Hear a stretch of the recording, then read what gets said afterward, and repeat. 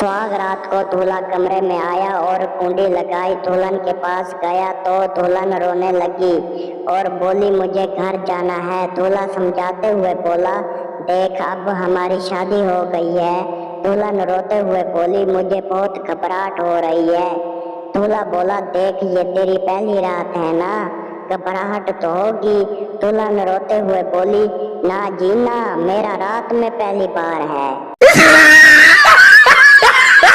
जब रोते हैं तो कोई हाल भी नहीं पूछता, जरा हंस लें तो घर वाले भी कहते हैं, तेरी माँ तो ऐसे गई। आज बीवी ने बोला, आते वक्त पिज़्ज़ा लेते आना। मैंने जवाब दिया, एब्सोल्युटली नॉट, हम कोई गुलाम हैं। उसने बोला, घर आओ फिर बताती हूँ। अब क्या करूँ, घर जाऊँ या नहीं?